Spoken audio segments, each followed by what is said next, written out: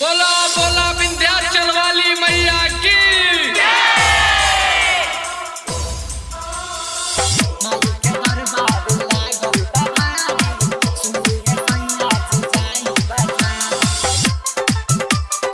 Bittu DJ मलाही बाजार मंदिर के पीछे।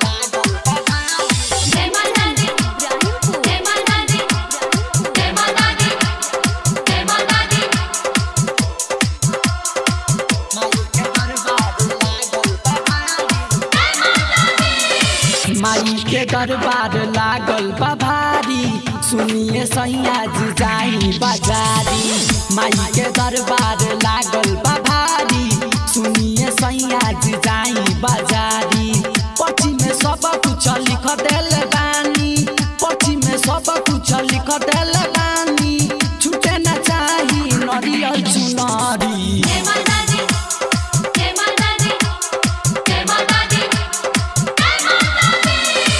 माई के दरबार लागल बा भारी, सुनिए सैया जी जाई बाजारी। पर्ची में सब कुछ लिख देले बानी, पर्ची में सब कुछ लिख देले बानी। छूटे न चाही नरियल चुनरी। माई के दरबार लागल बा भारी, सुनिए सैया जी जाई बाजारी।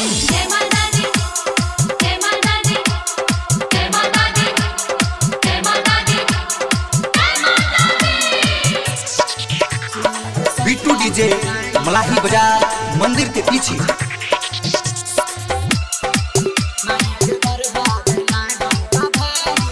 म्यूजिक बाय मुन्ना राज।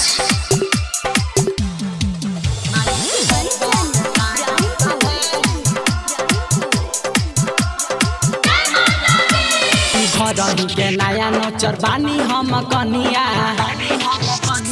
नव दिन करतानी माई के पूजनिया।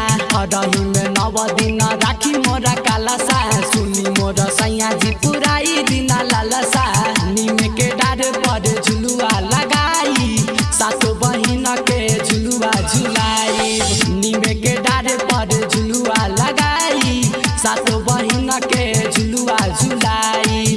खुशी से मन मोरा होता बुता बली, खुशी से मन मोरा होता बुता बली। जाके ले आई दिना अड़बुल के फूल जी।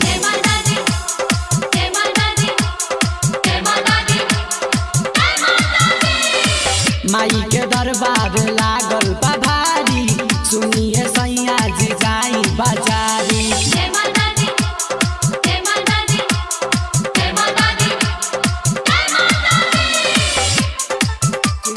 बिट्टू डीजे मलाही बाजार मंदिर के पीछे।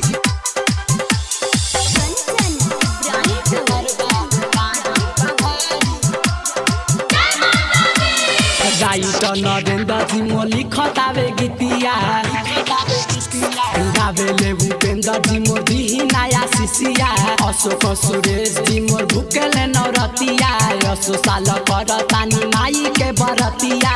माई के दरबार लागल बा भारी, सुनिए सैया जी जाई बाजारी। माई के दरबार लागल बा भारी, सुनिए सैया जी जाई बाजारी। पर्ची में सब कुछ लिख देले बानी, पर्ची में सब कुछ लिख देले बानी। छूटे न चाही नरियल चुनरी।